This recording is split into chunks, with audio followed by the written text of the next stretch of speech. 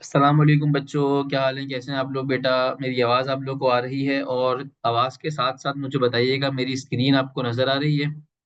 ठीक है। और आवाज़ भी क्लियर है, स्क्रीन भी क्लियर है। तो क्विकली हम बेटा अपना टॉपिक स्टार्ट करते हैं जो हमने कल छोड़ा था। वहीं से हम इंशाल्लाह स्टार्ट करते हैं और देखते हैं कहाँ तक हम इस टॉपिक को आज कवर कर सकते हैं।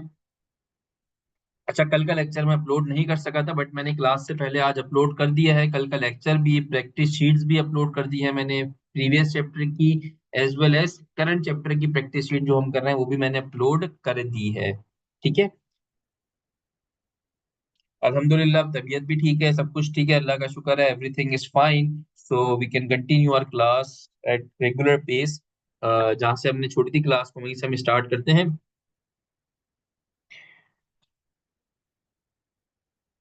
बस बच्चे ज्वाइन कर रहे हैं, हम इंशाल्लाह थोड़ी सी देर में क्लास को स्टार्ट कर लेते हैं। ठीक हो गया बेटे? अच्छा जी।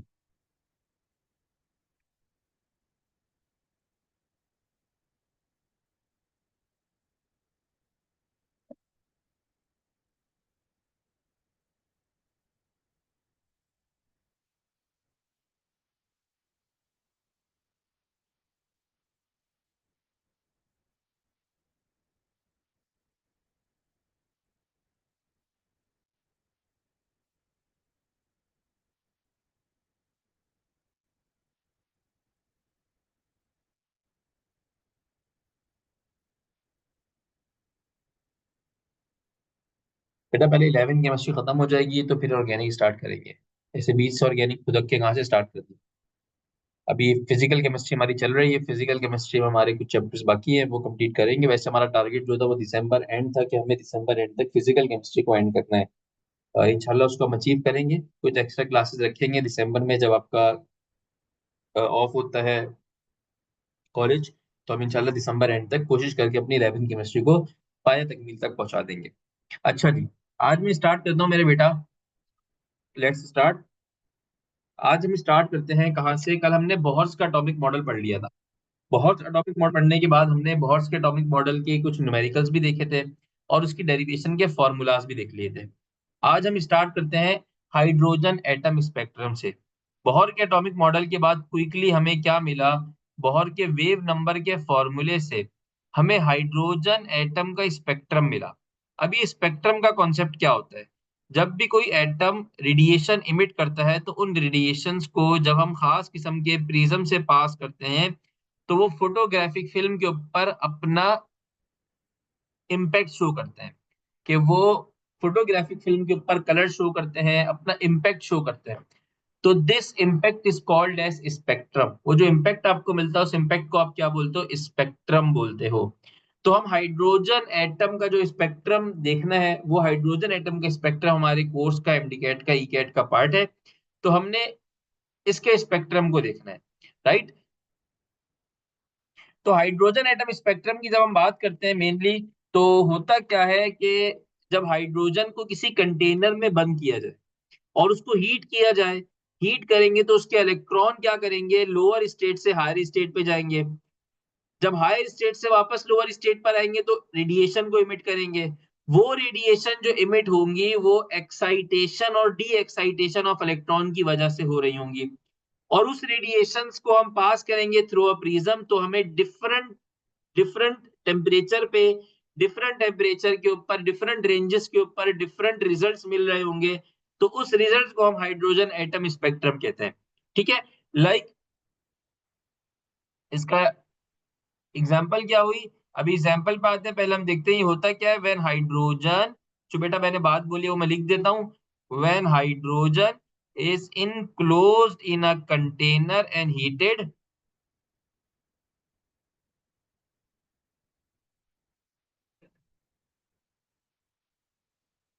कंटेनर में हमने उठा के हाइड्रोजन एटम को बंद किया और उसको क्या किया, साथ साथ उसको हमने हीट किया and heated, then it emits radiation. वो क्या करेगा? हाइड्रोजन गैस, वो हाइड्रोजन गैस रेडिएशंस को इमिट करेगा। और दीस रेडिएशंस, ये जो रेडिएशंस होंगी ये किसकी वजह से होंगी? These radiations due to the excitation and de excitation of electrons.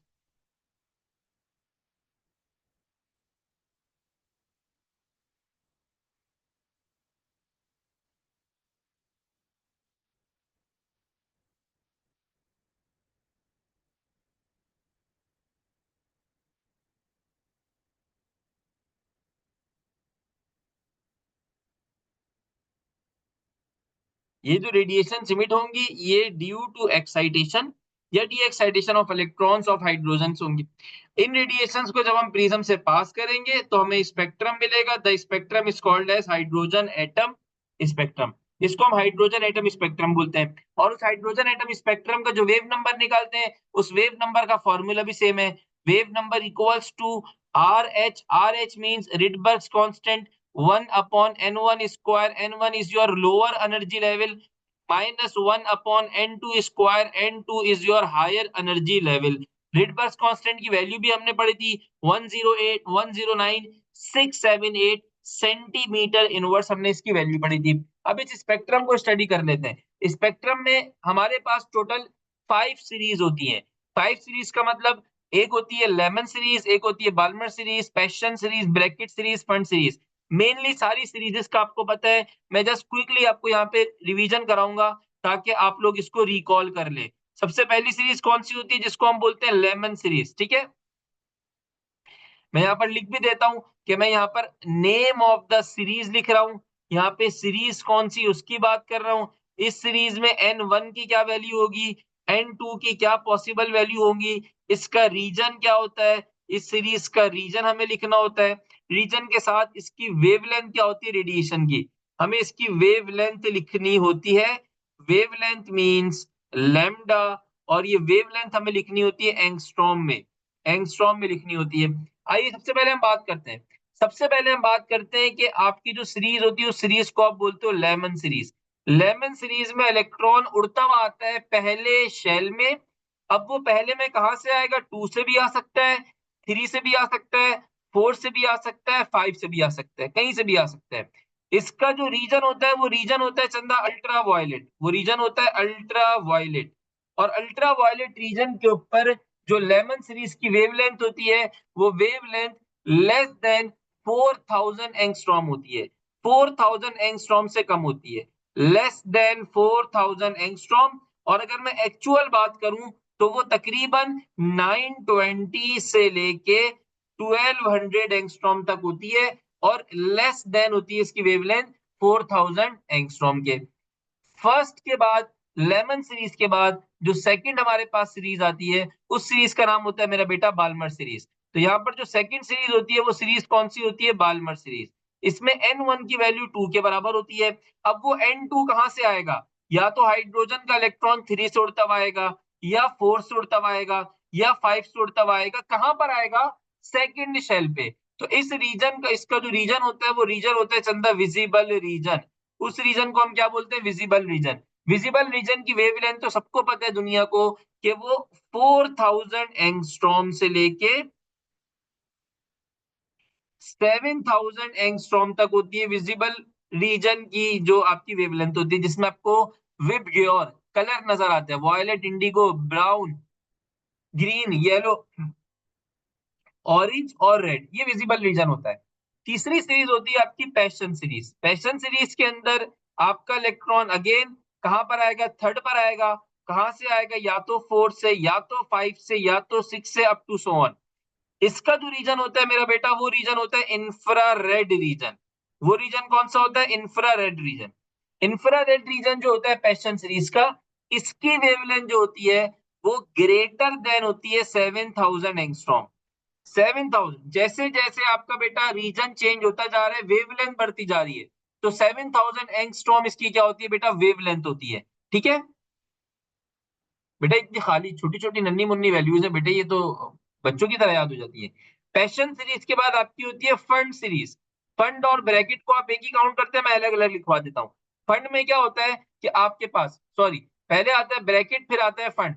Brackett series, Brackett series क्या होता है मेरा बेटा, ब्रैकेट सीरीज में इलेक्ट्रॉन उड़ता हुआ आता है, और कहाँ पर आता है, चौथे शेल पे आता है, फोर्थ शेल पे आता है। फोर्थ पे कहाँ से आएगा, 5 से आएगा, 6 से आएगा, 7 से आएगा अप टू सो ऑन। इसका जो रीजन होता है ब्रैकेट सीरीज और फ्रंट सीरीज का जो रीजन होता है वो इंफ्रारेड से अपर रीजन होता है, जिसको आप बोलते हो फार इंफ्रारेड रीजन। फार इंफ्रारेड रीजन, इसका जो वेवलेंथ होता है, इसका जो वेवलेंथ होता है वो ग्रेटर देन 19,000 एंगस्ट्रॉम होता है। 19,000 एंगस्ट्रॉम से क्या होता है बेटा, ज्यादा होता है। बेटा मेरी आवाज आप लोगों को आ रही है और आवाज के साथ स्क्रीन नजर आ रही है? चंदा, आवाज और स्क्रीन नजर आ रही है? स्क्रीन पर कुछ नहीं आ रहा, ओके कोई टेंशन नहीं, अभी देख लेते हैं।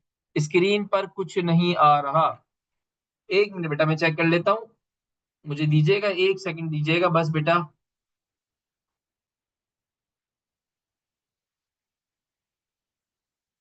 अच्छा अब मुझे बताइएगा मेरी स्क्रीन नजर आ रही है मेरे बच्चे?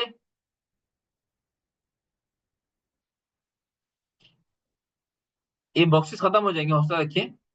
मेरी स्क्रीन नजर आ रही है बेटा आप लोगों को? यस ठीक है। तो ये मैं किस पे था, पैशन सीरीज पे था। पैशन सीरीज में ग्रेटर देन 7,000 होता है, ब्रैकेट सीरीज में 19,000 से ग्रेटर होता है, और फंड सीरीज में जो वेवलेंथ होती है वो बहुत हाई वेवलेंथ होती है। फंड सीरीज जिसमें इलेक्ट्रॉन आता है 5 के ऊपर, कहां से आता है, 6 से आता है, 7 से आता है, 8 से आता है, to so on.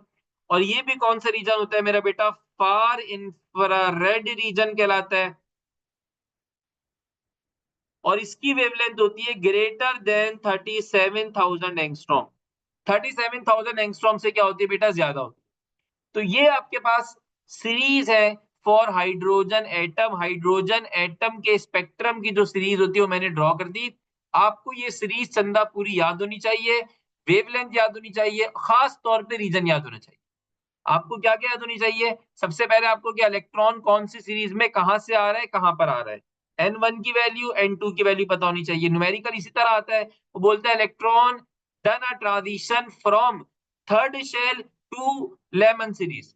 Third shell से इलेक्ट्रॉन ट्रांजिशन कर रहे हैं लेमन सीरीज में। तो लेमन सीरीज का मतलब जहां पे इलेक्ट्रॉन आएगा वो कौन सा होगा, फर्स्ट सीरीज होगी। तो लेमन सीरीज का मतलब क्या होगा, फर्स्ट होगा। तो इस तरीके से मेरा बेटा ये एमसीक्यूज आते हैं। इसमें आपको क्या बताना होता है, वेव नंबर बताना होता है। बहुत मुश्किल एमसीक्यू नहीं होते, सिंपल सिंपल से एमसीक्यू होते हैं, कोई रॉकेट साइंस इसमें नहीं होती। तो हाइड्रोजन एटम स्पेक्ट्रम के अंदर बस आपने यही याद रखना है कि हाइड्रोजन एटम स्पेक्ट्रम होता क्या है, हाइड्रोजन एटम स्पेक्ट्रम कितने किस्म के होते हैं और किस रीजन के ऊपर ही ऑब्टेन होते हैं। Once hydrogen atom spectrum complete कर लें तो हमारे पास प्लैंक्स क्वांटम थ्योरी आती है। प्लैंक्स क्वांटम थ्योरी को अगर बेटा हम लेकर आए तो चंदा, प्लैंक्स क्वांटम थ्योरी जो है वो हमने पहले डिस्कस कर ली थी कि प्लैंक्स क्वांटम थ्योरी जो है वो बेसिकली क्या बताती है, वे जो आपका पार्टिकल नेचर होता है, जो आपका पार्टिकल नेचर होता है रेडिएशन का, उसको डिस्कस करती है वो। और बताती है कि जो रेडिएशन इमिट होती है या एब्जॉर्ब होती है इन टर्म्स ऑफ पार्टिकल होती है, उन पार्टिकल को आप क्या बोलते हैं, फोटोन बोलते हैं या क्वांटा बोलते हैं। हर फोटोन की अपनी एसोसिएटेड एनर्जी होती है, और एनर्जी ऑफ फोटोन जो होती है वो डायरेक्टली प्रोपोर्शनल होती है उस रेडिएशन की फ्रीक्वेंसी के। तो ये बातें हमने प्रीवियस क्लास के अंदर चंदा देखी थी, ठीक है।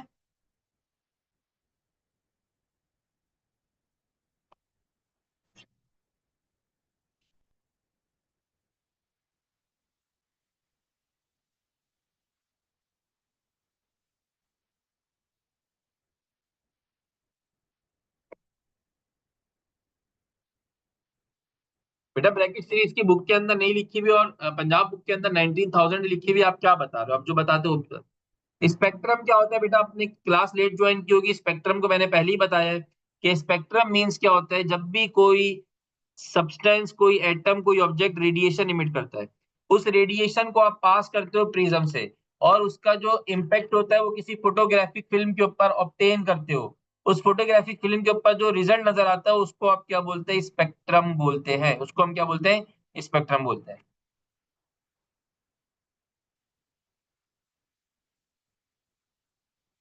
जब भी किसी भी लाइट बीम को आप पास करो प्रिज्म से, तो ये डिस्पर्स हो जाती है। किसमें डिस्पर्स हो जाती है, उस कंपोनेंट्स में जिस कंपोनेंट से ये मिलकर बनी होती है। लाइक आपने व्हाइट लाइट को क्या किया, प्रिज्म से पास किया। जब व्हाइट लाइट को पास किया तो वो 7 बैंड्स ऑफ कलर में डिस्पर्स हो गई। 7 बैंड्स ऑफ कलर कौन से हैं, जिससे मिलकर व्हाइट लाइट बनी है। तो ये आपके पास जो 7 बैंड्स ऑफ कलर नजर आएंगे, these 7 bands of colours are called as spectrum. ये आपके पास बैंड ऑफ कलर्स क्या कहलाते हैं? स्पेक्ट्रम कहलाते हैं। तो स्पेक्ट्रम की सीधी सादी डेफिनेशन क्या होती है? बैंड ऑफ कलर्स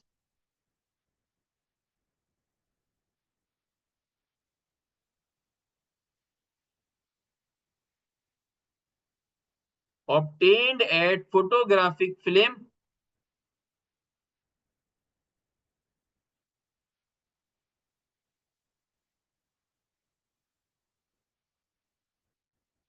तो फोटोग्राफिक फिल्म के ऊपर जो बैंड ऑफ कलर नजर आते हैं वो क्या कहलाते हैं? आपके स्पेक्ट्रम कहलाते हैं।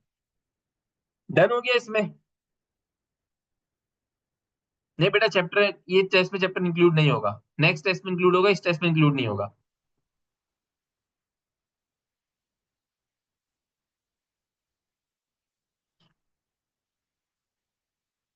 बेटा mid infrared far infrared is same, mid infrared far infrared is same.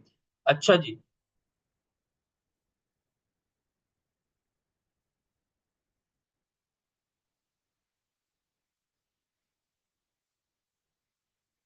बेटा सेकंड शेल में जो इलेक्ट्रॉन आएगा मेरा बेटा, आपने बोल रहे हो सेकंड शेल में जो इलेक्ट्रॉन आएगा फर्स्ट से आएगा, नहीं बेटा, हम ट्रांजिशन की जब बात करते हैं ना तो हम कौन से स्पेक्ट्रम की बात कर रहे हैं? हाइड्रोजन एटम स्पेक्ट्रम के अंदर स्पेसिफिकली बात करते हैं कौन से स्पेक्ट्रम की? इमिशन स्पेक्ट्रम की। इमिशन स्पेक्ट्रम का मतलब कि रेडिएशन इमिट होगी। दो किस्म के स्पेक्ट्रम होते हैं, एक इमिशन स्पेक्ट्रम होता है और एक एब्जॉर्प्शन स्पेक्ट्रम होता है। एब्जॉर्प्शन स्पेक्ट्रम में एटम इस लाइंस को, लाइट को एब्जॉर्ब करता है और फिर एक्साइट होता है। फिर जब वो वापस आता है अपनी जगह पे, तो जितने बैंड ऑफ कलर को उसने एब्जॉर्ब किया होता है उसी को वो इमिट करता है। तो हाइड्रोजन एटम स्पेक्ट्रम में स्पेसिफिकली हम इमिशन स्पेक्ट्रम की बात कर रहे हैं। इमिशन स्पेक्ट्रम मींस क्या होता है? कि लाइट रेडिएट हो रही है, इमिट हो रही है। और जब भी इमिशन स्पेक्ट्रम की बात होगी तब ट्रांजिशन, आपके सवाल का जवाब, ट्रांजिशन हायर शेल से लोअर शेल पे होगी। पहले इलेक्ट्रॉन निकलेगा कहां से? टू से, तो वन पर आएगा, थ्री से वन पे आएगा, फोर से वन पर आएगा। तो इलेक्ट्रॉन अगर वन पर आएगा तो वो कौन सी सीरीज होगी? Lyman series. टू पर आएगा तो बेलमर सीरीज, कहीं से भी आए बट टू पर आए इलेक्ट्रॉन तो बेलमर सीरीज होगी। ठीक है। आफ्टर दैट हमारे पास जो टॉपिक स्टार्ट होता है बेटा, क्वांटम थ्योरी के बाद वो हम स्टार्ट करते हैं प्लैंक्स क्वांटम थ्योरी के बाद। बेटा वो हो गया ऊपर।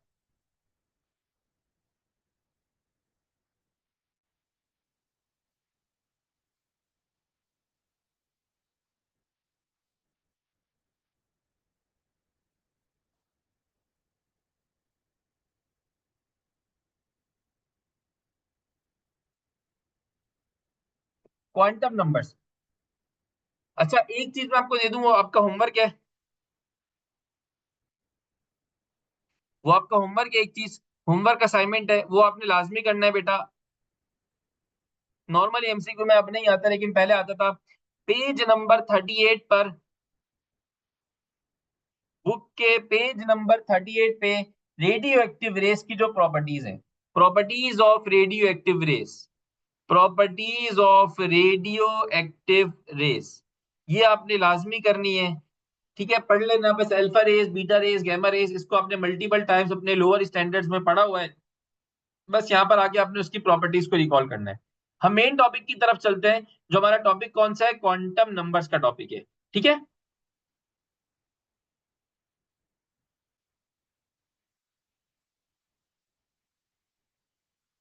यस बेटा, फंड की उसमें एक जीरो मैंने कम लगा दिया। Yes I am sorry, my bad. Fund की वेवलेंथ पे मैंने एक जीरो कम लगा दिया। It will start from 37,000।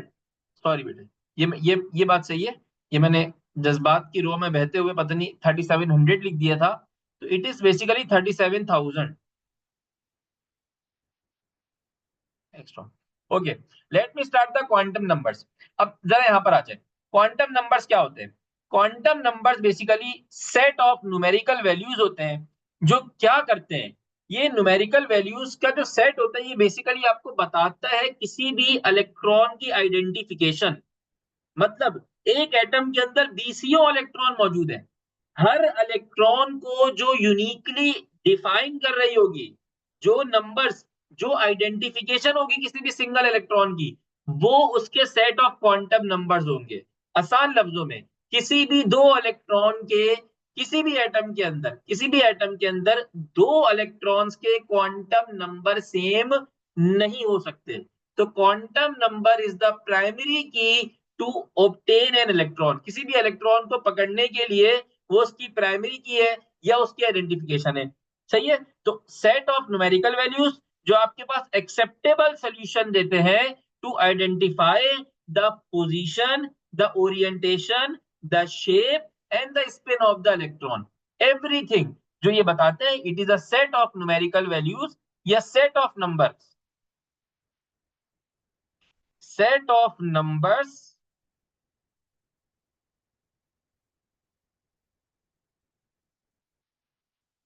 which defines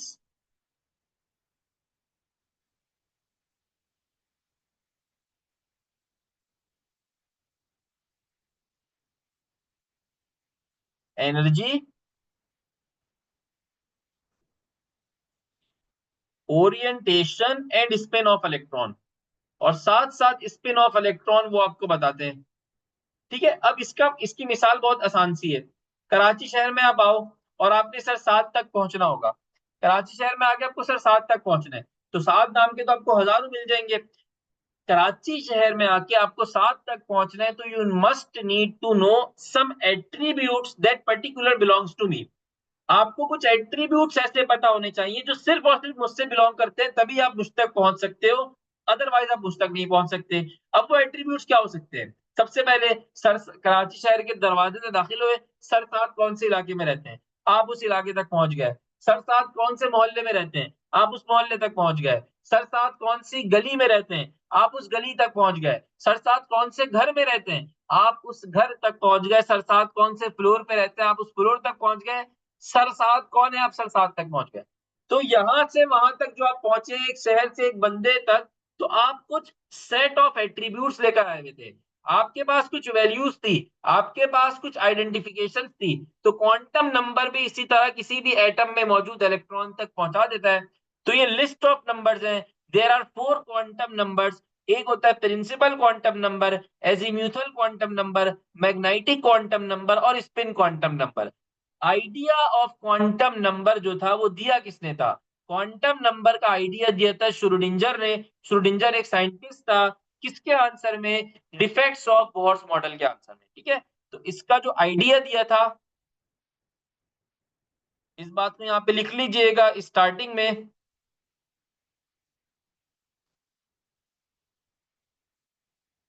आपकी बुक में भी लिखी हुई, idea of quantum numbers was given by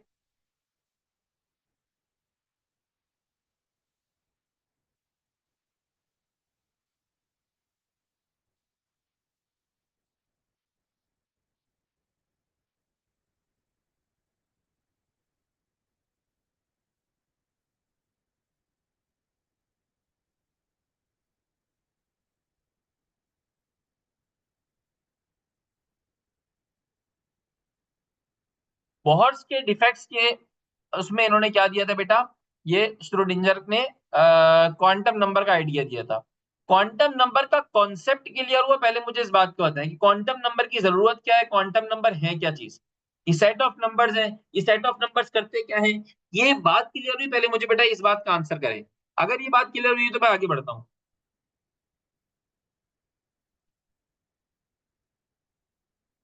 बेटा कर दिए, केमिकल इक्विलिब्रियम, एटॉमिक स्ट्रक्चर, दोनों की टीपीपी मैंने अपलोड कर दिए विद देयर आंसर की एंड सॉल्यूशन। आज ही अपलोड किए। ठीक है। देख लीजिएगा अभी क्लास के बाद। अभी फिलहाल इस पर फोकस करें। तो क्वांटम नंबर का आइडिया तो क्लियर हो गया। तो सबसे पहले आपके पास क्वांटम नंबर की बात करता हूं, तो मैं यहां पर आते हैं प्रिंसिपल क्वांटम नंबर। सबसे पहले आपके पास कौन सा आता है? Principal quantum number. मैं हेडिंग डाल देता हूं भाई, प्रिंसिपल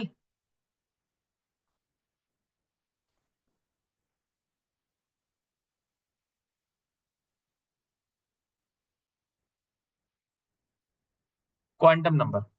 अब प्रिंसिपल क्वांटम नंबर क्या करता है? अब जरा फोकस दो कि बेटा मेरी बात समझ जाएगी, थोड़ी थोड़ी देर तक मेरी बात समझेंगे, इंशाल्लाह आपकी बात दिल में उतरती चली जाएगी और आप चैंपियन हो जाएंगे क्वांटम नंबर होता क्या भला।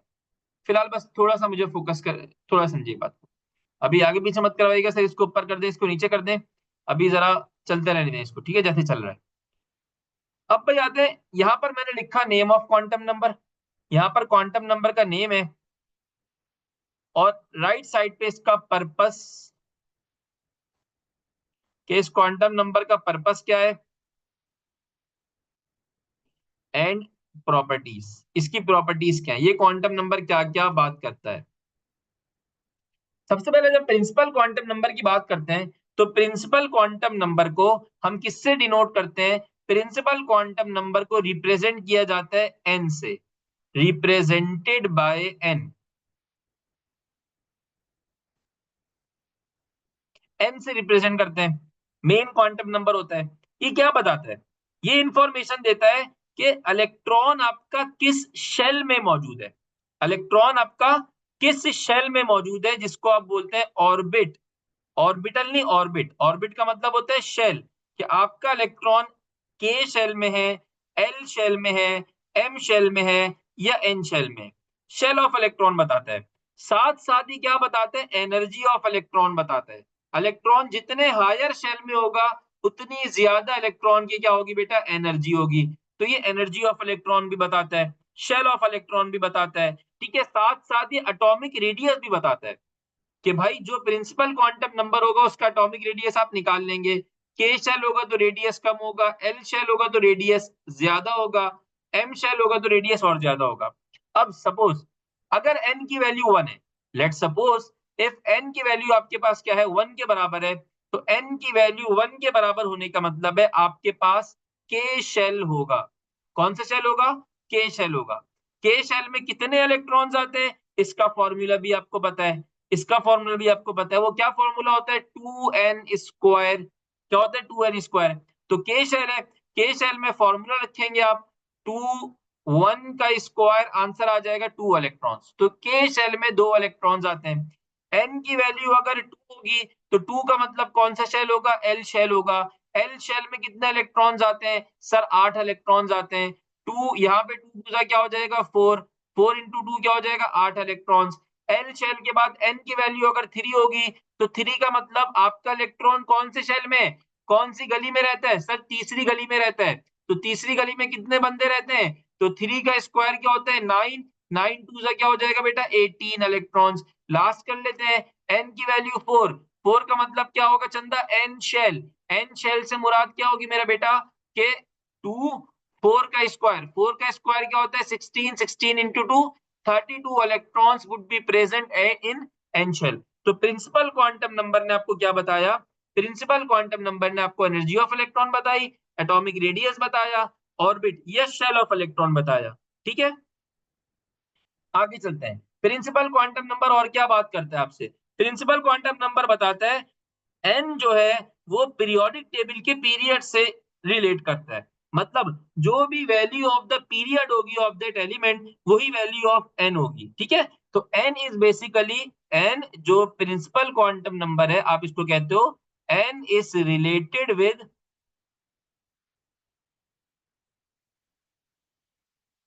Period of the periodic table.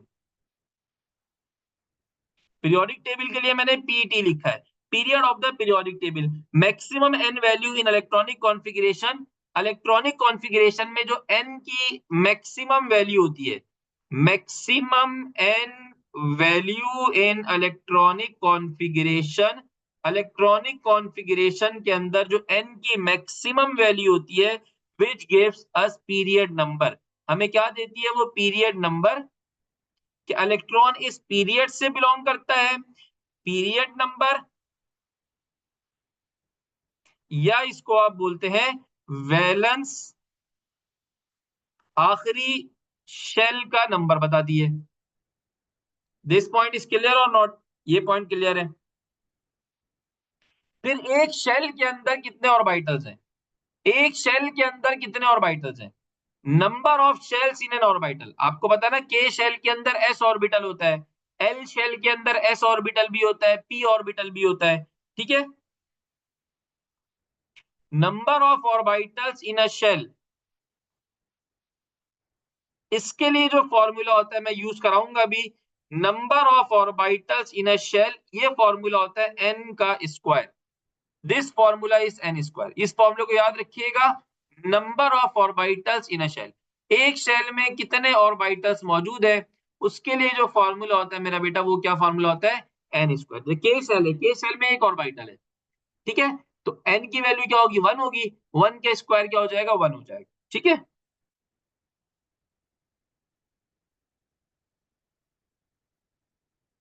ये प्रिंसिपल क्वांटम नंबर के हवाले से हमें पता चल गया कि प्रिंसिपल क्वांटम नंबर को एन से डिनोट करते हैं। एनर्जी ऑफ इलेक्ट्रॉन बताता है, साइज ऑफ एटम बताता है, साइज ऑफ एटम की वजह लार्जर द अपना distance of electron from the nucleus बताता है। जैसे जैसे एन की वैल्यू बड़ी होती रहेगी, डिस्टेंस क्या होता रहेगा, बढ़ता रहेगा। The maximum number of orbitals कैसे कैलकुलेट करेंगे, एन स्क्वायर से। और कितने नंबर ऑफ इलेक्ट्रॉन से कैसे कैलकुलेट करेंगे, 2n स्क्वायर से। Both we have done this, ठीक है। तो this is basically principal quantum number. ये था प्रिंसिपल क्वांटम नंबर। अब प्रिंसिपल क्वांटम नंबर के बाद सेकंड हमें मिलता है azimuthal quantum number.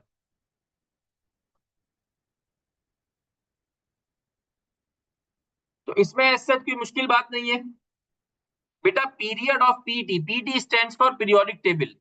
निकम्मो, PT means क्या होता है, पीरियोडिक टेबल। मैंने क्या बोला कि जो पीरियोडिक टेबल में एटम का पीरियड होता है, किसी भी एलिमेंट का जो पीरियड होता है, वही उसका शेल का नंबर भी होता है। कि इसमें मैक्सिमम शेल कितने होंगे, 3 होंगे। लेट सपोज अगर कोई एलिमेंट 6th पीरियड का है, तो उसका जो वैलेंस शेल होगा वो 6 होगा। जो उसका बैलेंस शेल होगा ना, जो एन की वैल्यू होगी, वो 6 के बराबर होगी। अगर कोई एलिमेंट सेकंड पीरियड का है, तो उसका बैलेंस शेल क्या होगा, 2 के बराबर होगा, ठीक है।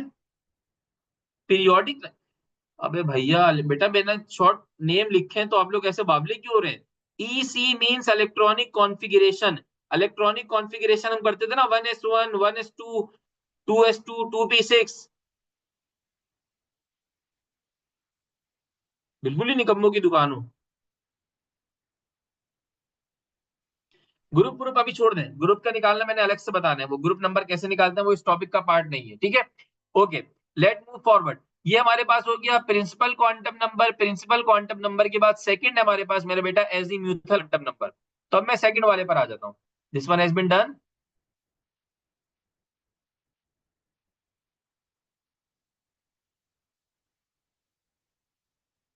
अच्छा जी, सेकंड है हमारे पास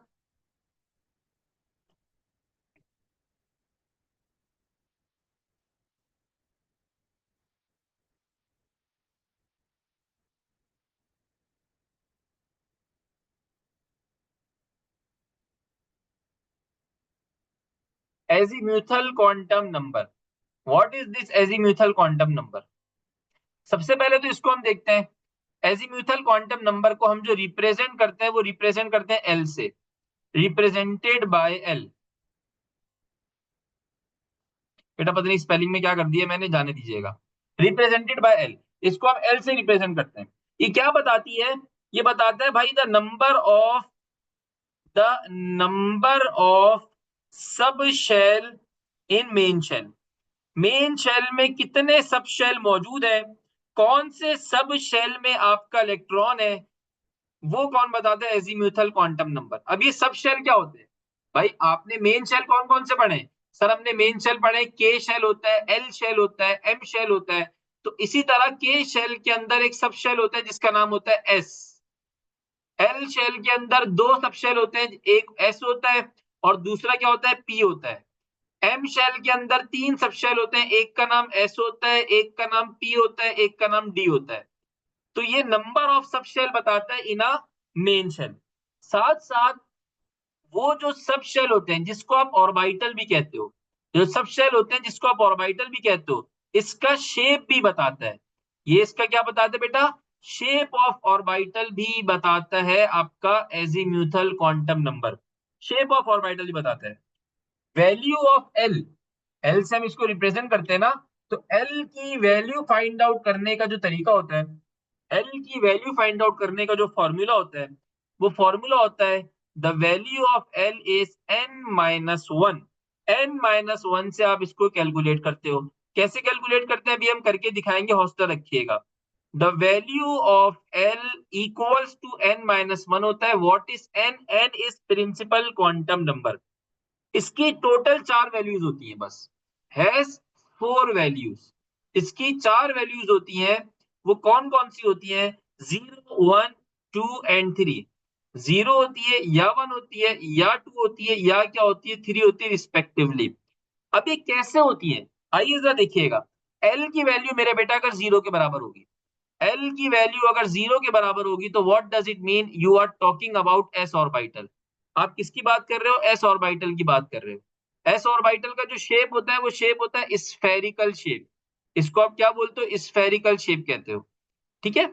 इसी तरह पी ऑर्बिटल, अगर एल की वैल्यू 1 के बराबर है तो what does it mean? L की वैल्यू 1 होने का मतलब कि आपका कौन सा ऑर्बिटल मौजूद है? सर हमारा पी ऑर्बिटल मौजूद है। और पी ऑर्बिटल का जो शेप होता है मेरा बेटा, वो शेप होता है डम्बेल शेप। इसको आप डम्बेल शेप कहते हो। इसी तरह एल की वैल्यू अगर 2 के बराबर होती है तो इसका मतलब क्या होता है? D orbital. डी ऑर्बिटल का जो शेप होता है, उस शेप को आप डबल डम्बेल भी कहते हो या सॉसेज शेप भी कहते हो। सॉसेज शेप भी कहते हो। एल की वैल्यू 3 होती है तो इट मींस एफ ऑर्बिटल। ये सीधी सीधी कहानियां चल रही है, इसमें कोई मुश्किल, कोई रॉकेट साइंस, कोई मुश्किल कॉन्सेप्ट नहीं है। एफ ऑर्बिटल का जो शेप होता है, इसको आप कॉम्प्लेक्स शेप डाल देते हो, इसका नाम नहीं बताते शेप का, आप बोलते हो ये कौन सा शेप है? कॉम्प्लेक्स शेप है। तो एजीमुथल क्वांटम नंबर ने आपको क्या बताया? एजीमुथल क्वांटम नंबर ने आपको बताया कि भाई कितने आपके पास सब शेल है मेन शेल के अंदर, उन सब शेल का शेप ऑफ ऑर्बिटल क्या है। एल की वैल्यू 0 हो, 1 हो, 2 हो, 3 हो तो क्या मिलता है? आखिर में क्या बताता है? आखिर में ये बताता है the maximum number of orbitals in n orbit are determined. दो फॉर्मूले पढ़ते हैं हम, दो फॉर्मूले पढ़ते हैं। सबसे पहला फॉर्मूला, सबसे पहला फॉर्मूला, मैक्सिमम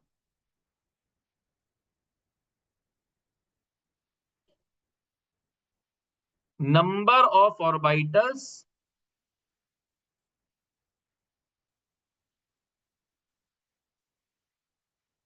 किसी भी ऑर्बिट। ऑर्बिट का मतलब जब भी जुमला इस्तेमाल करूं तो इसका मतलब होता है शेल। ऑर्बिट का मतलब क्या होता है? शेल। शेल मतलब KLMN। तो एक शेल के अंदर कितने ऑर्बिटल्स मौजूद होते हैं, इसके लिए फॉर्मूला होता है 2l+1 is determined by।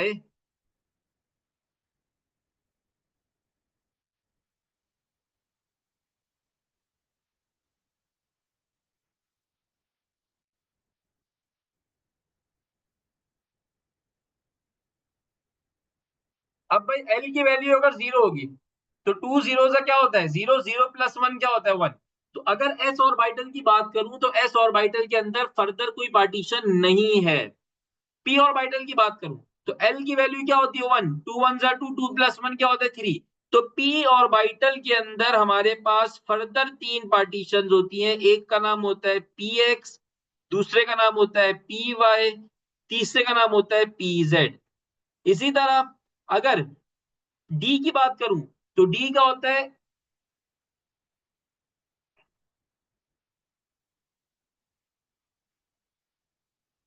Sorry sorry sorry बेटा, मैंने गलत चीज, ये मैंने गलत फॉर्मूला रिलेट कर दिया, सॉरी।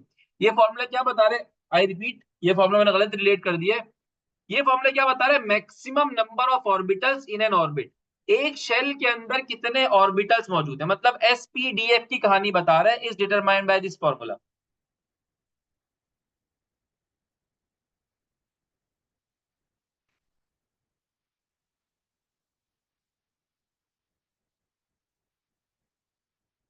अभी इस फॉर्मूले का यूज देख लेते हैं, अभी इस फॉर्मूले का यूज देख लेते हैं। मेरे जहन में पता नहीं क्यों एकदम से ये बिल्कुल ब्लैंक हो गया है। 2l+1, एल की वैल्यू 0, एल की वैल्यू 0 होती है तो 2 जीरो से 0, 0+1 क्या होता है? 1। अभी देख लेते हैं इसका। इसका सेकंड फॉर्मूला होता है मैक्सिमम नंबर ऑफ इलेक्ट्रॉन्स निकालने का। ठीक है, number of electrons in sub shell,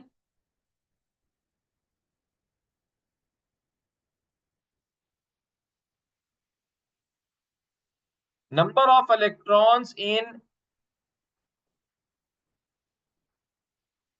सब शेल इज डिटरमाइंड बाय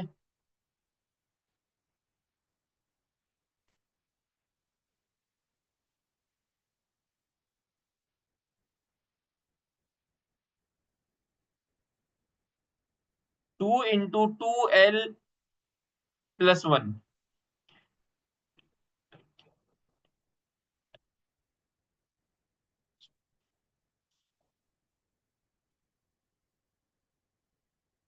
ठीक है, ठीक है। सॉरी बेटा, मैं सही चल रहा था, पता नहीं मेरा दिमाग कहाँ चला गया, मैं सही चल रहा था। आपके पास ये क्या बताता है फॉर्मूला?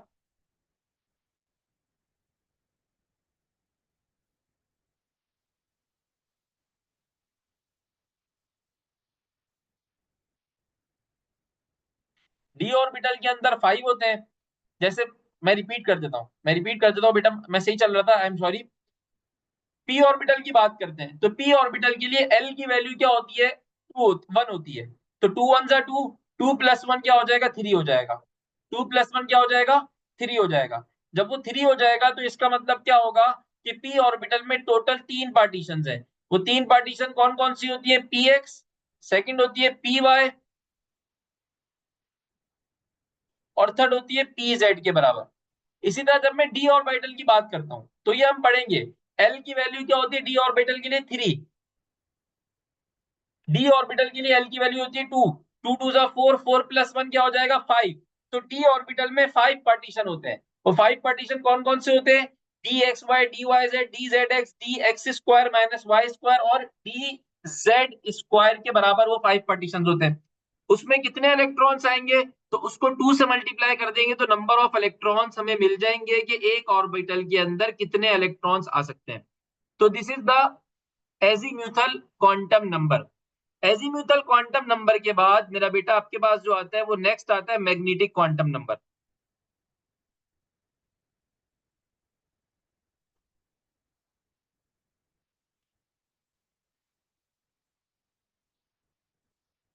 बेटा एक मिनट, मेरा वन नोट हैंग हो गया है, कुछ कर नहीं रही।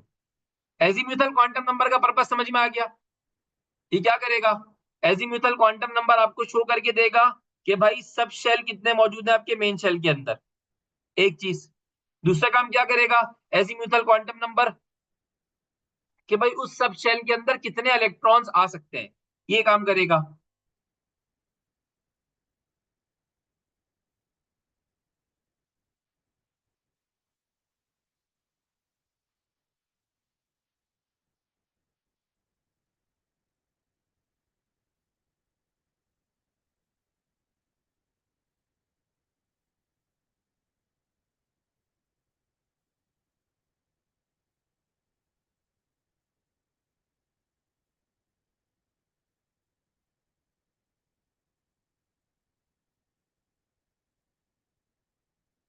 बेटा एक मिनट, जरा मेरा वन नोट बिल्कुल ही बावला हो गया, मैं कुछ कर रहा हूँ वो पता नहीं क्या कर रहा है।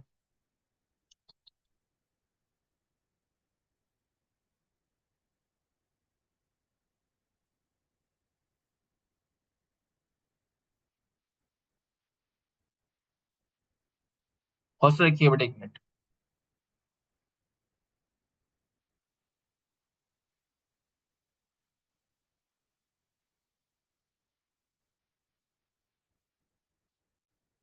चल जाओ भैया, रहम कर लो हम पर।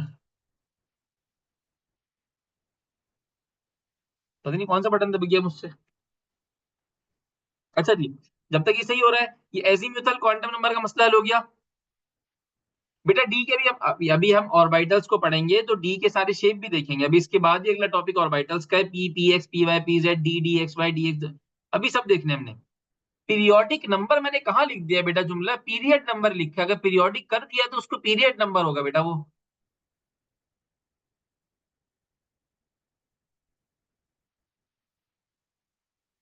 बेटा पीरियोडिक नंबर मैंने कहा लिखा है? मैंने पीरियड नंबर लिखा है। N is related with period number of periodic table. Periodic table का जो पीरियड नंबर होता है वो एन को रिप्रेजेंट करता है। पीरियोडिक नंबर कौन सा मैंने गुना कर दिया, कहाँ लिख दिया मैंने ये? जी बेटा क्वांटम नंबर क्वेश्चंस में आखिर में कराऊंगा।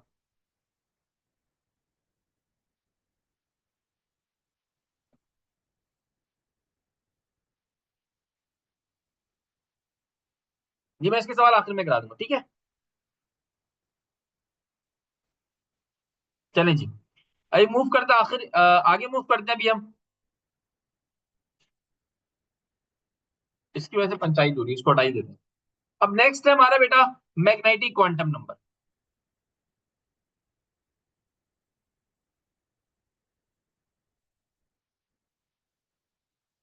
नेक्स्ट है मैग्नेटिक क्वांटम नंबर।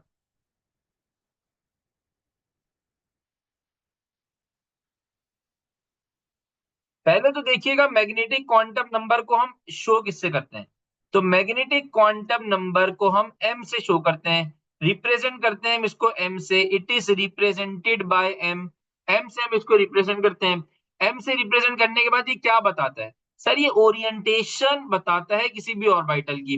ओरिएंटेशन से मुराद क्या है कि भाई p ऑर्बिटल जो है वो एक्सिस में कहाँ कहाँ मौजूद है। वो एक्सिस में एक्स एक्सिस पे मौजूद है, y एक्सिस पर मौजूद है और z एक्सिस पर मौजूद है। This is basically the orientation या डीजनरेसी। ठीक है, तो ये ओरिएंटेशन बताता है एटॉमिक ऑर्बिटल की।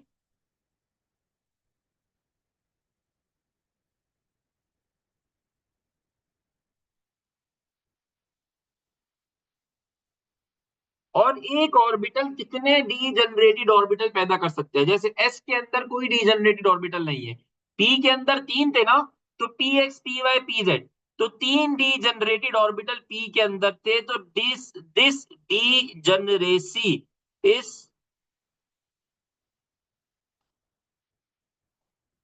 ये डीजनरेसी भी कौन बताता है? आपका मैग्नेटिक क्वांटम नंबर। अब इसकी वैल्यूज कैसे निकलती है? इसकी वैल्यूज निकलती है भाई m इक्वल्स टू 2l+1 करके। बेटा मेरी आवाज क्या स्टक हो रही है? और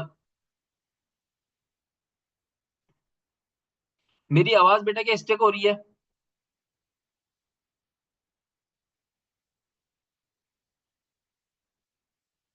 ठीक है बेटा, आपकी तरफ स्टक हो रही है चंदा, आपका इंटरनेट का इशू होगा। अगर मेरी तरफ से स्टक होती है तो फिर सब बच्चों के लिए होती है। तो ये आपकी तरफ से कोई इंटरनेट इशू होगा, तो बेहतर तरीका ये होता है इसका, आप क्लास को रीज्वाइन कर लो। आप क्लास से एग्जिट हो जाओ और क्लास रीज्वाइन कर लो। कभी कभार ये जूम का कैसे भी फिल हो जाता है, तो ये मसला हल होता है। तो आप क्लास को रीज्वाइन कर लिया करो। खैर, अब इसको करते कराते कैसे? आइए सबसे पहले हम बात करते हैं। ये डिपेंड करता है एल के ऊपर। जैसे एजीम्यूथल क्वांटम नंबर एल था, वो डिपेंड कर रहा था एन के ऊपर।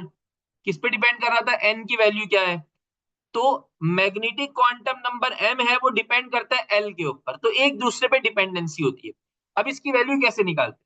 अब इसकी वैल्यूज निकालते हैं इस तरीके से, गौर से देखिएगा। आपको पता है एस ऑर्बिटल के लिए एल की वैल्यू क्या है? 0 के बराबर। एस ऑर्बिटल के लिए, एस ऑर्बिटल का है या ऑर्बिटल्स का है, बात एक ही होती है। किसी भी तरीके से कह लें, मुंह सीधा करके मुंह टेढ़ा करके, तो कुछ भी कह सकते हैं। एस ऑर्बिटल के लिए जो एल की वैल्यू होती है मेरा बेटा, वो क्या होती है? 0 के बराबर। वो किसके बराबर होती है? 0 के बराबर। तो यहां से जब आप एम की वैल्यू निकालते हो, तो एम की वैल्यू निकलती है एम इक्वल्स टू -0, या एम की वैल्यू 0 निकलती है। एम की वैल्यू किसके बराबर निकलती है? 0 के बराबर निकलती है।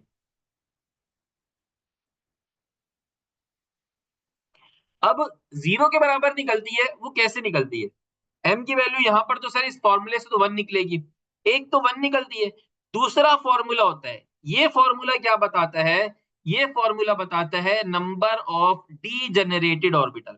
इसका एक और फॉर्मूला होता है number of D generated orbital बताने का। वो क्या फॉर्मूला होता है? माइनस का एल, कॉमा 0, कॉमा प्लस का एल। ये दूसरा फॉर्मूला होता है। This formula also tells about the degenerated orbital. ये भी डीजेनरेटेड ऑर्बिटल की कहानी बताता है। अब मेरी बात जरा समझिएगा बेटा प्यार मोहब्बत से। एल की वैल्यू 0 होती है, तो -0, -0, +0, तो आंसर आता है 0 के बराबर। आंसर किसके बराबर आता है? 0 के बराबर। जब मैं p ऑर्बिटल की बात करता हूं, जब मैं p की बात करता हूं, तो p में l की वैल्यू आपको पता होती है 1 के बराबर है, ऊपर हमने देखी।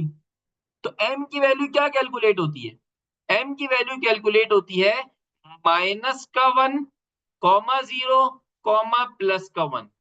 दीज थ्री डिस्टिंग्विश वैल्यूज, ये जो तीन डिस्टिंग्विश वैल्यूज हैं, जो क्या शो करती हैं कि तीन डी जनरेटेड ऑर्बिटल्स p के अंदर मौजूद है। वो 3 डीजनरेटेड ऑर्बिटल्स कौन से हैं? पी एक्स है, पी वाई है और पी जेड है। ये वही वैल्यूज है जो हमने क्या किए बेटा, ऊपर भी निकाली थी। 2l+1 से निकालेंगे तब भी 3 आंसर आएगा, -l, 0, +l से निकालेंगे तब भी 3 आंसर आएगा। इट्स अप टू यू, आप कैसे वैल्यूज निकालते हैं। दोनों तरीके मैंने आपको बता दिए। डी ऑर्बिटल के लिए बात करेंगे तो भाई डी ऑर्बिटल में एल की वैल्यू मेरा बेटा क्या होती है, 2 के बराबर होती है। एम की वैल्यू क्या होती है सर, एम की वैल्यू होती है -2। -2 के बाद डायरेक्ट जीरो नहीं आता, -2 के बाद आता है -1, -1 के बाद आता है जीरो, जीरो के बाद आता है +1 और फिर प्लस एल है, एल की वैल्यू क्या हो जाएगी +2, विच विल शो, ये क्या शो करेगा कि how many D generated orbitals, D के पास 5 डी जनरेटेड ऑर्बिटल्स मौजूद हैं। मेक सेंस, क्लियर है बात। लास्ट हो जाएगा एफ ऑर्बिटल। एफ ऑर्बिटल में एल की वैल्यू 3 के बराबर होती है और एम की वैल्यू क्या हो जाती है -3, -2, -1, देन 0, देन +1, +2, मैक्सिमम कहां तक जाती है +3 तक। It means F orbital contains 7 D generated orbitals. F orbital के अंदर फर्दर 7 डी जनरेटेड ऑर्बिटल्स मौजूद होते हैं। ठीक है, आखिर में ये मैग्नेटिक क्वांटम नंबर बताता है कि each D orbitals max can occupy maximum, her D generated orbital चाहे वो पी का हो, चाहे वो डी का हो, चाहे वो एफ का हो, किसी का भी डी जनरेटेड ऑर्बिटल हो, कैन ऑक्यूपाई, वो सिर्फ मैक्सिमम 2 इलेक्ट्रॉन ऑक्यूपाई कर सकता है। 2 से ज्यादा इलेक्ट्रॉन्स कोई भी ऑर्बिटल नहीं रख सकता। ये बात अभी हम जाके पॉलीस एक्सक्लूजन प्रिंसिपल नहीं पढ़ेंगे कि कोई भी ऑर्बिटल अपने अंदर 2 से ज्यादा इलेक्ट्रॉन नहीं रख सकता। Each orbital can accommodate only 2 electrons. Her orbital सिर्फ और सिर्फ 2 इलेक्ट्रॉन्स अकोमोडेट कर सकता है, 2 से ज्यादा इलेक्ट्रॉन्स अकोमोडेट नहीं कर सकता। तो this is all about the magnetic quantum number, जो डीजनरेसी बताती है, ओरिएंटेशन बताती है कि आपका इलेक्ट्रॉन एक्स एक्सिस पर है, वाई एक्सिस पर है, एक्स वाई के दरमियान है, जेड एक्सिस पर है। आपका ऑर्बिटल्स जितने, अब इसको मैं बड़ा आसानी से रिलेट करता हूं, अब इसको बड़े मोहब्बत से रिलेट करता हूं। भाई देखें, प्रिंसिपल क्वांटम नंबर है आपका इलेक्ट्रॉन कौन से घर में रहता है। एक गली में 4 घर है, के एक घर है, एल दूसरा घर है, एम तीसरा घर है, एन चौथा घर है। आपका इलेक्ट्रॉन कौन से घर में रहता है ये बात बता दी प्रिंसिपल क्वांटम नंबर ने। अब के एक ऐसा घर है जिसमें एक ही फ्लोर है, एल ऐसा घर है जिसमें 2 फ्लोर है, ग्राउंड फ्लोर फर्स्ट फ्लोर, एम ऐसा घर है जिसमें 3 फ्लोर है, ग्राउंड 1 सेकंड, एन ऐसा घर है जिसमें 4 फ्लोर है। तो भाई मान लेते हैं हमारा इलेक्ट्रॉन रहता है एम फ्लोर में, एम सॉरी तीसरे घर में, एम शेल में। जैसे ही आप एम शेल तीसरे घर का दरवाजा बजाओगे तो 3 फ्लोर मिलेंगे। अब आपका इलेक्ट्रॉन फर्स्ट फ्लोर पे, सेकंड फ्लोर पे, थर्ड फ्लोर पे। ये बात आपको बताएगा एजीम्यूथल क्वांटम नंबर। फ्लोर को मैं रिसेंबल कर रहा हूं with S P and D. S mean ground floor, P orbital means first floor, D orbital mean second floor. Make sense, clear है। अब आप चले गए, मान लेते हैं सेकंड फ्लोर पी ऑर्बिटल में आपका इलेक्ट्रॉन रहता है, आपको एजीम्यूथल क्वांटम नंबर से पता चल गया। अब जैसे ही आप सेकंड फ्लोर का दरवाजा खोलोगे तो वहां 3 कमरे नजर आएंगे आपको, पी एक्स का, पी वाई का, पी जेड का। अब आप परेशान हो जाओगे कि भाई मैं जिस इलेक्ट्रॉन की तलाश में आया हूं वो एक्स में है, वाई में है या जेड में है, वो इलेक्ट्रॉन कहां पर है। तो आप रेलिवेंट ऑर्बिटल या रेलिवेंट डी जनरेटेड ऑर्बिटल जो आपको बताएगा वो कौन होगा, magnetic quantum number. Magnetic quantum number आपको डी जनरेटेड ऑर्बिटल के बारे में बताएगा।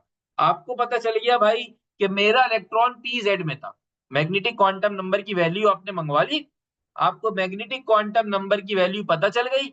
और जैसी मैग्नेटिक क्वांटम नंबर की वैल्यू पता चल गई, आपको पता चल गया आपका इलेक्ट्रॉन कहां पे था, पी जेड में था। अब जैसे ही पी जेड का आपने दरवाजा खोला बगैर पूछे तो अंदर 2 इलेक्ट्रॉन्स आपको नजर आए। वो जो 2 इलेक्ट्रॉन्स नजर आए, आपको कौन से इलेक्ट्रॉन तक पहुंचना है, उस इलेक्ट्रॉन के बारे में मेरा बेटा आपको कौन बताएगा, स्पिन क्वांटम नंबर। इलेक्ट्रॉन की स्पिन से आप मालूम करोगे कि भाई मेरा रेलिवेंट इलेक्ट्रॉन कौन सा है। तो स्पिन क्वांटम नंबर को आप रिप्रेजेंट करते हैं एस से, जो क्या करता है, इलेक्ट्रॉन की स्पिन बताता है, रिप्रेजेंटेड बाय एस। ये इलेक्ट्रॉन की स्पिन बताता है। साथ साथ बेटा इलेक्ट्रॉन दो किस्म की स्पिन रखता है, या तो अपनी नेगेटिव क्लॉकवाइज, या तो एंटी क्लॉकवाइज। तो अगर क्लॉकवाइज स्पिन होगी,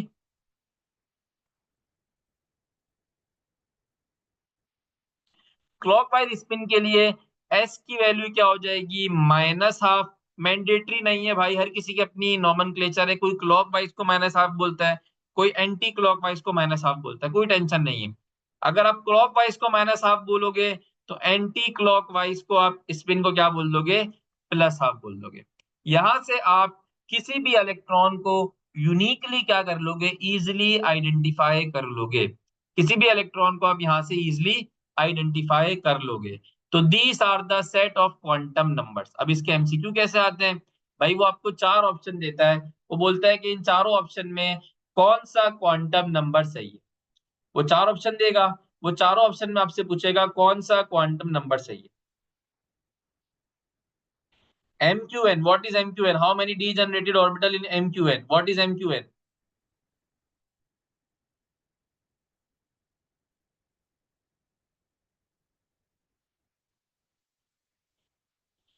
बेटा M की वैल्यू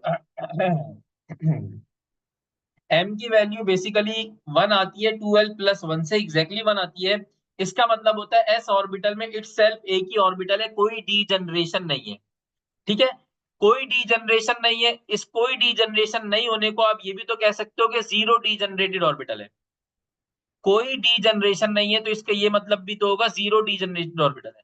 तो एम की वैल्यू जो मैंने निकाली है ना, वो मैंने इस फॉर्मूले से नहीं निकाली, मैंने इस फॉर्मूले को रखते हुए निकाली है। एम की वैल्यूज मैंने इस फॉर्मूले को रखते हुए निकाली है। ठीक है, तो आप इसको -0, 0, 0, इसको 0 रख सकते हो। ठीक है, या अगर आप इसको 1 लिखना चाहो तो देर इज नो कबाहत, इसमें कोई कबाहत नहीं है, आप इसको 1 रख लो, कोई टेंशन नहीं है। आप इसको 1 पढ़ लो। देखो, 0 बताने मकसद ये है कि इसमें कोई डी जनरेशन नहीं है।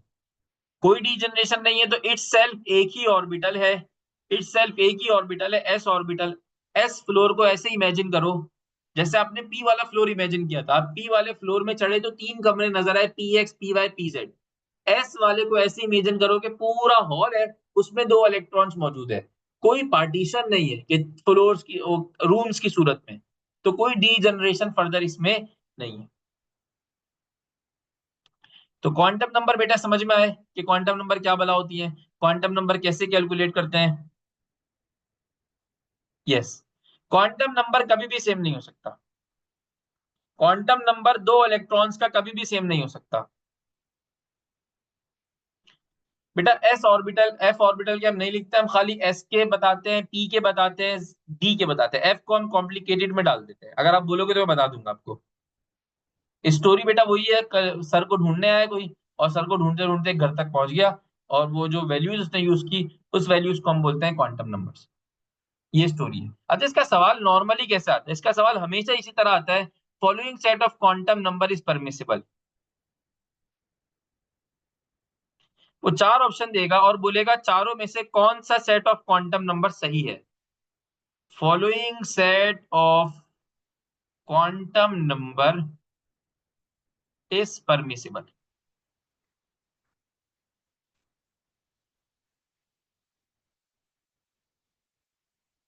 कौन सा सेट ऑफ क्वांटम नंबर आपका सही है, बस ये आपसे पूछता है इस सवाल के अंदर, और कुछ नहीं पूछता। आपको ऑप्शन देता है, उसके 2-3 तरीके होते हैं, आप उन तरीकों को फॉलो करोगे तो आप बता दोगे। ए ऑप्शन दिया हुआ है एन की वैल्यू 0, एल की वैल्यू 0, एम की वैल्यू भी 0, और एस की वैल्यू +12। बी ऑप्शन दिया हुआ है एन की वैल्यू 1, एल की वैल्यू 0, एम की वैल्यू भी 0, एस की वैल्यू -12। तो इसमें जो परमिसिबल होगा, वो परमिसिबल कौन सा होगा, बी ऑप्शन करेक्ट होगा।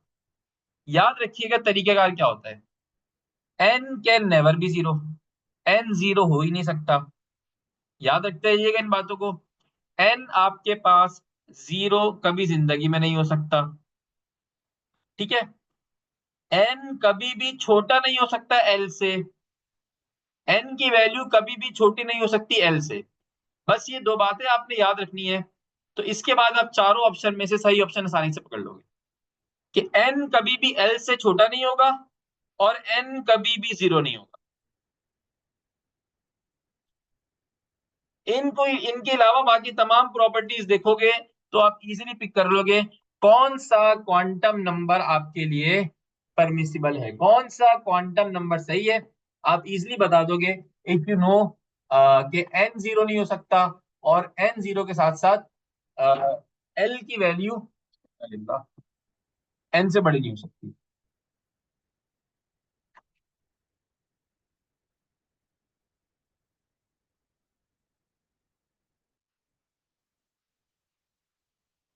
इसी तरह पूछेगा shape of the sub shell is explain by which quantum number. Sub shell का शेप किसने बताया, तो भाई एजीम्यूथल क्वांटम नंबर ने बताया। प्रिंसिपल क्वांटम नंबर को किससे रिप्रेजेंट करते हैं, एम एन एस या एल। ये शहीद जुल्फिकार अली भुट्टो मेडिकल यूनिवर्सिटी में 2022 में सवाल आया था, ठीक है। एस जम्बू जम्बू के अंदर ये सवाल आया था। इसी तरह बेटा वो आपसे क्या पूछ सकता है मजीद, मैं ये सवालात आपको प्रैक्टिस शीट मैंने अपलोड कर दी है, उसके अंदर सारे सवालात मौजूद होंगे, आप उसको देख भी लीजिएगा। मैं कुछ मोटे मोटे सवालात देख लेता हूँ कि जो ऐसा सवाल हो जो आप लोगों के लिए मुश्किल हो, तो वो सवाल देख लेता हूँ, ठीक है। अब ये सवाल पूछ रहा भाई, ये सवाल मुझे इसका आंसर बताइए। Let me tell the answer of this, quickly बताइएगा। वो कह रहा है which set of quantum number, past year का सवाल है, which set of quantum number represents 29th electron of copper. Copper का जो 29वां आखिरी इलेक्ट्रॉन है उसका जो क्वांटम नंबर है वो कौन सा ऑप्शन रिप्रेजेंट कर रहा है। आइए भाई ऑप्शन देख लेते हैं इसके। Option number A, option number A रखा इसने n equals 4, l equals 0, m equals 0, s equals positive half, ठीक है। ऑप्शन नंबर बी रखा इसने हमारे लिए n equals 3, l equals 2, m equals 0, s equals plus half. आइए देखते हैं। सी ऑप्शन रखा n equals 4, l equals 1, m equals 0, s equals plus half. D होता है N equals 3, l equals 2, m equals 0। Sorry, एक मैंने इसमें गलत डाल दिया, ये रहा। अच्छा, इलेक्ट्रॉनिक कॉन्फ़िगरेशन हम जब करेंगे ना तो हम कॉपर की इलेक्ट्रॉनिक कॉन्फ़िगरेशन देखेंगे। फॉर नाउ मैं इलेक्ट्रॉनिक कॉन्फ़िगरेशन ऑफ कॉपर बता देता हूँ। फॉर नाउ मैं इलेक्ट्रॉनिक कॉन्फ़िगरेशन ऑफ कॉपर बता देता हूँ। इलेक्ट्रॉनिक कॉन्फ़िगरेशन ऑफ कॉपर होती है कॉपर इक्वल्स टू 29। अभी इलेक्ट्रॉनिक कॉन्फ़िगरेशन करनी है हमने।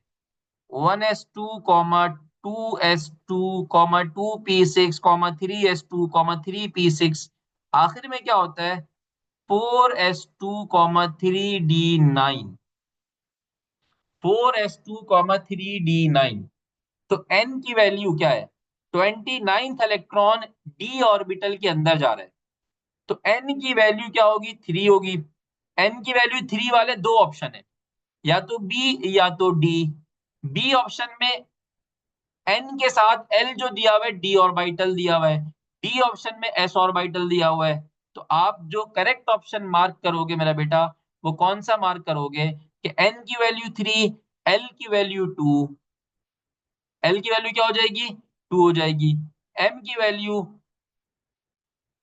0, s की वैल्यू क्या हो जाएगी हाफ हो जाएगी। अभी सर s की m की वैल्यू के साथ क्यों खेला हुआ है, तो भाई m की वैल्यू के साथ इसलिए खेला हुआ है कि आपका जो इलेक्ट्रॉन होगा वो किसी ना किसी डीजेनरेटेड ऑर्बिटल के अंदर पाया जाता होगा।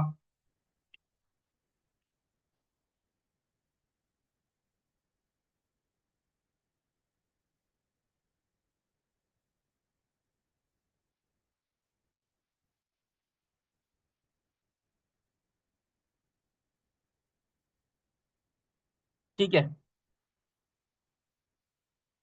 हम कॉपर की इलेक्ट्रॉनिक कॉन्फ़िगरेशन लिख लेते हैं। कॉपर की जो इलेक्ट्रॉनिक कॉन्फ़िगरेशन होती है, ओके मेक सेंस। एक चीज मैंने बेटा इसमें ओवरलुक कर दी। कॉपर की जो इलेक्ट्रॉनिक कॉन्फ़िगरेशन है मैं पूरी लिख लेता हूँ। 29, 29 क्या हो, 1s2, वही लिख रहा हूँ दोबारा से, 2s2 comma 2p6 comma 3s2 comma 3p6 4s2 comma 3d9। मैंने हमें जो देखना है लास्ट शेल देखना है। तो लास्ट शेल कौन सा है, 4s। लास्ट शेल कौन सा बेटा, 4s है। तो n की वैल्यू क्या है, रिप्रेजेंट द 29th इलेक्ट्रॉन। जो लास्ट शेल है वो कौन सा शेल है, 4s है।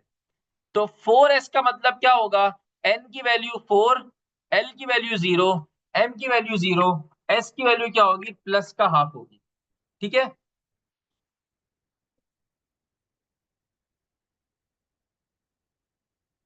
इसको मजीद भी हम ब्रेक कर सकते हैं समझने के लिए अपने। अब ऐसे इलेक्ट्रॉनिक कॉन्फ़िगरेशन में समझानी है मैंने ये बात। होता क्या है, हाफ फिल्ड और कंप्लीटली फिल्ड का रूल लगता है। ये सारी चीजें एज इट इज रहती हैं। एस अपना एक इलेक्ट्रॉन उठा के डी को देता है और ये क्या बन जाता है, 4s1 कॉमा 3d10।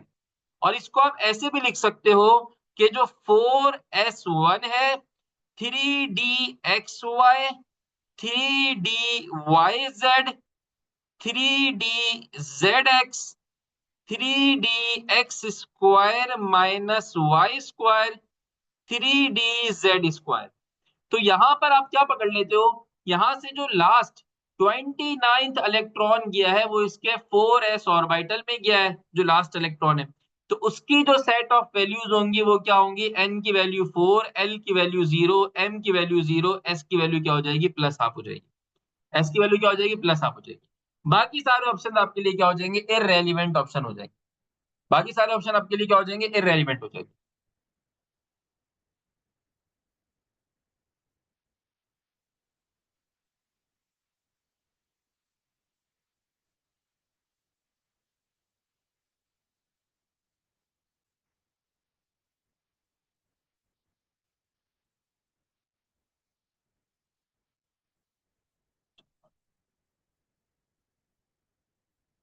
अच्छा, इसके अलावा क्या सवाल मिलता है आपको, ये वाला सवाल क्लियर हो गया बेटा, इस सवाल में कोई टेंशन।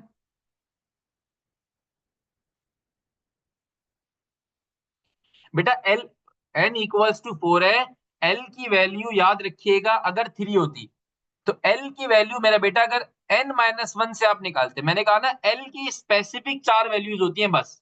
वो कौन सी होती है, 0, 1, 2 और 3। इसके अलावा एल की कोई वैल्यू नहीं होगी। अब अगर समझो एल की वैल्यू आप 3 रखोगे, तो एल की वैल्यू 3 का मतलब आपका डी ऑर्बिटल है। जबकि आपका डिफरेंशिएटिंग इलेक्ट्रॉन, जो लास्ट इलेक्ट्रॉन है, वो कहां दाखिल हुआ है, वो एस इलेक्ट्रॉन में दाखिल हुआ है। वो कहां पे दाखिल हुआ है, एस पे दाखिल हुआ है। तो व्हाट डज इट मीन कि डिफरेंशिएटिंग इलेक्ट्रॉन जब एस में दाखिल हुआ है, तो एल एजीम्यूथल क्वांटम नंबर की जो वैल्यू होगी, वो एजीम्यूथल क्वांटम नंबर की वैल्यू 0 के बराबर होगी। तो ये लाजमी नहीं कि एल की वैल्यू 0, ये लाजमी नहीं कि एल की वैल्यू n-1 हो। आपने ऑर्बिटल चेक करना है, किस ऑर्बिटल से परटेन कर रहा है, किस ऑर्बिटल से परटेन कर रहा है, उस वैल्यू को आपने यहाँ पे रखना है। एक सवाल और देख ले इसके साथ ही, ये बताएं जब तक मैं और सवाल देख लेता हूँ।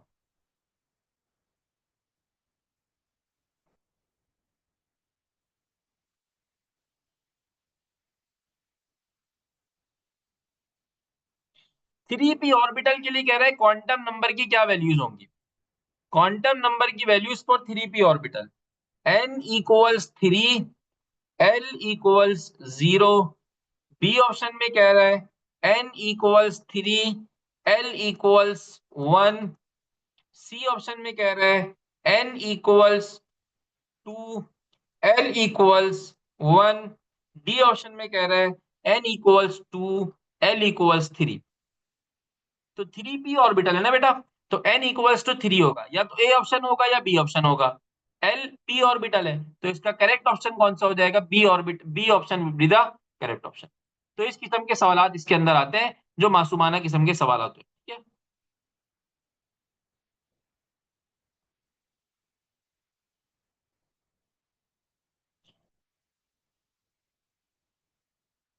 बेटा कॉपर वाले को मैं दोबारा एक बार बता देता हूँ, कॉपर वाले को मैं दोबारा बता देता हूँ। देखिए कॉपर वाले के अंदर जब फिलिंग ऑफ इलेक्ट्रॉन करते हैं, एक बार मैं दोबारा समझा देता हूँ, काफी बच्चों का कंसर्न है इसमें। जब कॉपर वाले में फिलिंग ऑफ इलेक्ट्रॉन करते हैं ना, तो 4s की पहले फिलिंग करते हैं और 3d की बाद में फिलिंग करते हैं, due to the energy difference. अभी हमने इलेक्ट्रॉनिक कॉन्फ़िगरेशन में पढ़ना है, इसलिए मैंने इसको डिटेल में डिस्कस नहीं किया, लेकिन मैं बता देता हूँ शॉर्टली इसको, ताकि एमसीक्यू समझ में आ जाए। देखिए वो बोल रहे हैं डिफरेंशिएटिंग 29th इलेक्ट्रॉन। तो इसमें जो डिफरेंशिएटिंग ऑर्बिटल होता है ना, डिफरेंशिएटिंग का जो मैं जुमला इस्तेमाल कर रहा हूँ, ये डिफरेंशिएटिंग ऑर्बिटल वो होता है जो आपका लास्ट शेल डिफाइन करता है, आखिरी शेल डिफाइन करता है। तो इसका जो आखिरी शेल है, जो डिफरेंशिएटिंग शेल है, वो कौन सा शेल है, 4s है। वो कौन सा शेल है, 4s है। अब इसका जो प्रिंसिपल क्वांटम नंबर है, वो 4 के बराबर होगा। जो एजीम्यूथल क्वांटम नंबर है, वो s ऑर्बिटल है। s ऑर्बिटल के लिए वैल्यू क्या होती है, 0 होती है। जब l की वैल्यू 0 होती है, तो m की वैल्यू अल्टीमेटली क्या हो जाती है, 0 हो जाती है। तो जो 29th वो इलेक्ट्रॉन है, डिफरेंशिएटिंग इलेक्ट्रॉन है, वो s ऑर्बिटल में दाखिल हुआ। जब वो s ऑर्बिटल में दाखिल हो गया, तो s ऑर्बिटल की आपने कॉन्फ़िगरेशन इसकी बतानी है, ठीक है। तो इसको हम अगर अभी मैं इलेक्ट्रॉनिक कॉन्फ़िगरेशन में जाऊंगा, तो वहां पर हम पढ़ेंगे भी। अभी हम जब ट्रांजिशन एलिमेंट्स आप लोग पढ़ेंगे ना, वहां पर भी मैं पढ़ाऊंगा कि कॉपर की जो इलेक्ट्रॉनिक कॉन्फ़िगरेशन होती है ना 29 की, वो होती है 3d10 4s1।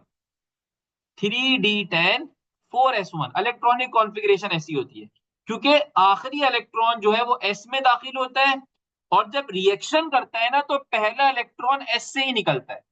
पहला इलेक्ट्रॉन आखिरी दाखिल भी s में होता है, पहले और क्या नाम है, निकलने वाला इलेक्ट्रॉन भी s का ही हो। तो आपने बेसिकली इस इलेक्ट्रॉन का क्वांटम नंबर बनाना था। आपने इस इलेक्ट्रॉन का क्वांटम, मैं उस टाइम ही ये कॉन्फ़िगरेशन लिखने लगा था, लेकिन मैंने कहा पूरी लिख देता हूँ। तो ये इसकी इलेक्ट्रॉनिक कॉन्फ़िगरेशन होती है, वैलेंस शेल इलेक्ट्रॉनिक कॉन्फ़िगरेशन कहलाती है, जिसमें 29th इलेक्ट्रॉन, जो लास्ट इलेक्ट्रॉन है, वो s में दाखिल होता है, और निकलने वाला पहला इलेक्ट्रॉन भी s का होता है। 3d10 क्यों किया, इस पे हाफ फिल्ड और कंप्लीटली फिल्ड का रूल लगा है, जो हम कल अगली क्लास में इंशाल्लाह पढ़ेंगे। ठीक है जी। आप लोगों ने क्या करना है बेटा, इसकी कम से कम प्रैक्टिस करनी है, इसकी प्रैक्टिस करनी है, बुक को रीड करना है,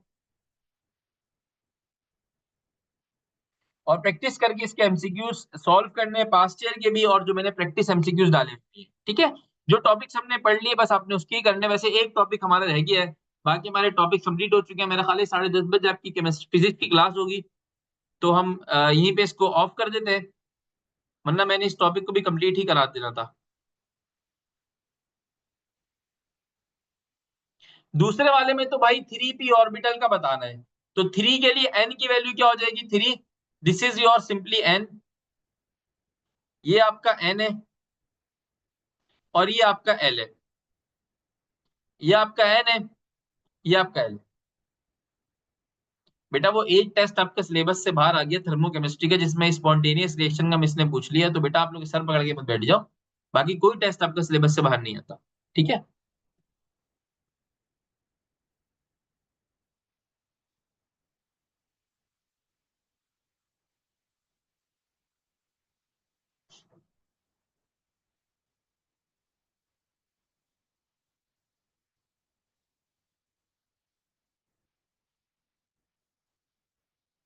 चले बेटा, आपका आज की क्लास को यहीं तक रखते हैं। अपना बहुत सारा ख्याल रखिएगा, फिर नेक्स्ट क्लास में इंशाल्लाह हम इलेक्ट्रॉनिक कॉन्फ़िगरेशन और फिर इसके फर्दर प्रैक्टिस वाला कर लेंगे। जब तक अपनी तैयारी आप लोग इसी कंप्लीट कर लीजिएगा, ठीक है। एल की वैल्यू 0 एस ऑर्बिटल के लिए होती है। एल की वैल्यू 0 सिर्फ ऑर्बिटल पे डिपेंड करती है, एल की वैल्यू किसी पे डिपेंड नहीं करती। बस ये आपको पता होनी चाहिए, एल की वैल्यू कभी भी एन से बड़ी नहीं हो सकती, एन से बड़ी कभी नहीं हो सकती। तभी मैंने वो फॉर्मूला आपको पढ़ाया था, L is equal to N minus one, otherwise उस फॉर्मूला कोई काम नहीं है। एल की वैल्यू सिर्फ आपके पास ऑर्बिटल पे डिपेंड करती है, 4 वैल्यूज होती हैं एस पी डी एफ के लिए, 0 1 2 3, दैट्स इनफ। ठीक है, अपना बहुत सारा ख्याल रखिएगा। इंशाल्लाह बेटा आपसे अच्छा लगा मुलाकात करके, अच्छा लगा आप लोगों को पढ़ा के, और इंशाल्लाह फिर आपसे अगली क्लास में मुलाकात होती है।